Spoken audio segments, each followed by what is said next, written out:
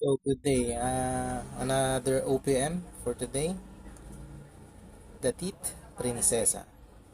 So, ang unang part ng kanta is syempre yung lead nila.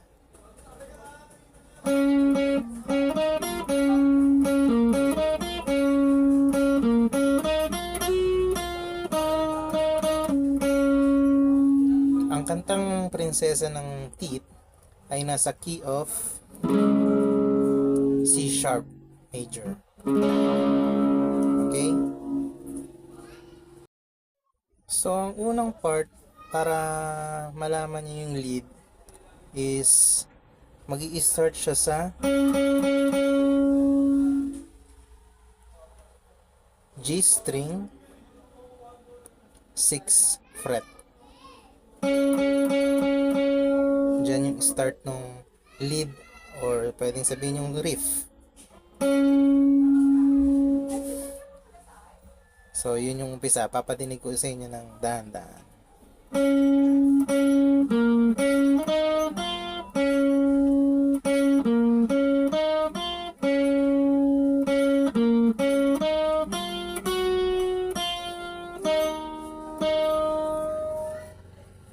Try kong i-close up para kahit papaano mas madaling makita.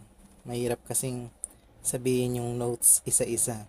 Pero mag-i-start pa rin siya dun sa G string ng 6th fret. Okay? Papagalan ko para makita nyo.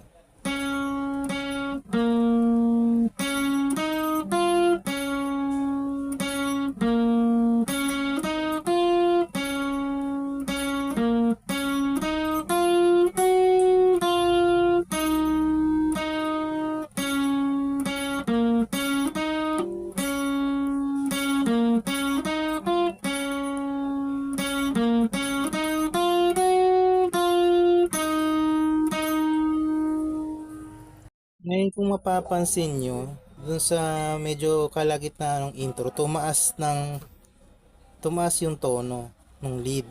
So nagsimula, kung nung umpisa, nagsimula kayo sa may G string ng 6 fret, yung pagtaas niya is mapupunta dun sa higher E string sa baba sa may 9th fret. So ganito yung magiging tunog niya.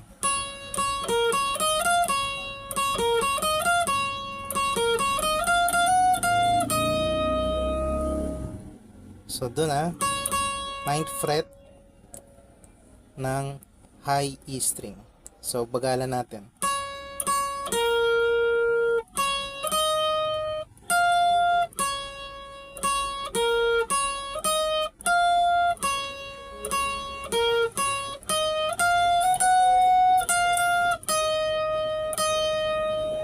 So tumaas lang siya. At syempre yung bagsak niya sa C sharp major. So punta na tayo sa riff verse ng kanta ng Prinsesa. So ang tunog niya is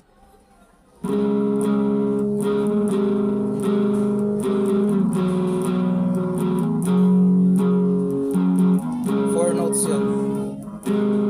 Four chords.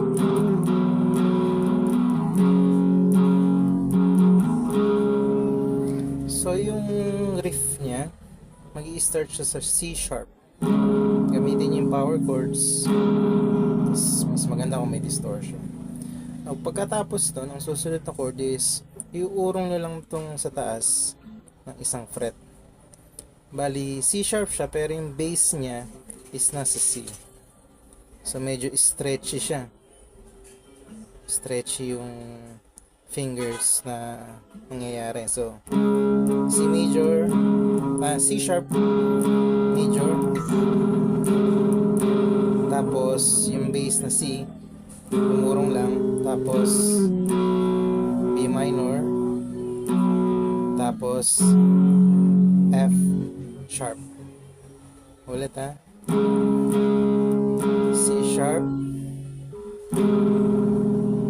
C sharp pero yung C yung bass, tapos B minor, F sharp. So yun yung ginagamit sa verse. Ginagamit din yun sa intro kung gustong sabayan ng lead.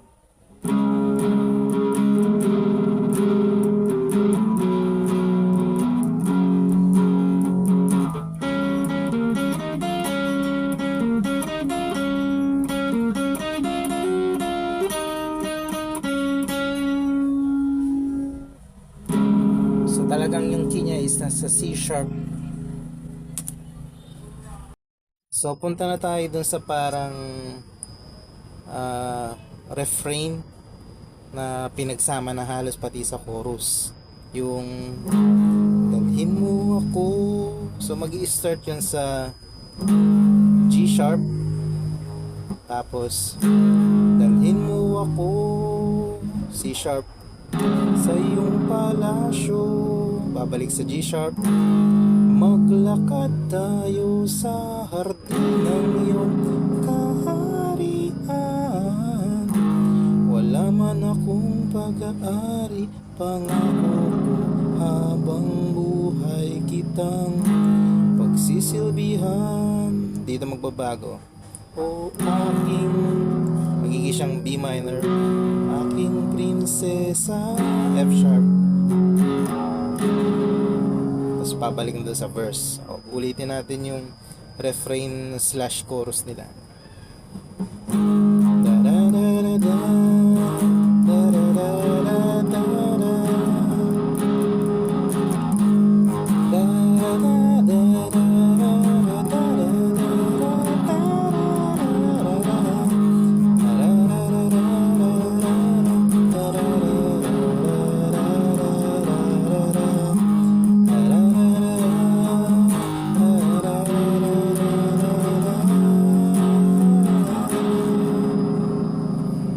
So yun yung kabuuan ng part na yun.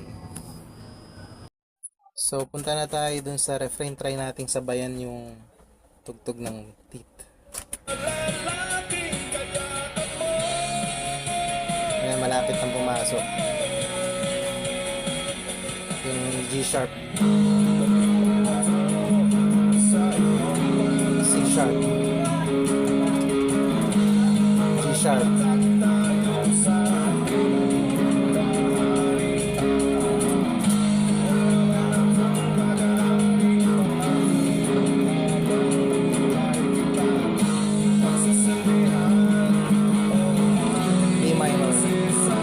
F sharp,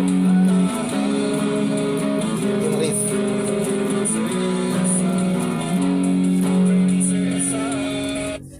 So kung mapapansin nyo, paikot-ikot lang yung chord progression ng kantang Prinsesa ng Teeth. So maganda siyang pang practice sa mga magi-start ng banda, or kahit sabihin na natin mga matagal na nagbabanda, kasi maganda siyang pang jam talaga. So okay na tayo dyan. Teeth, Prinsesa.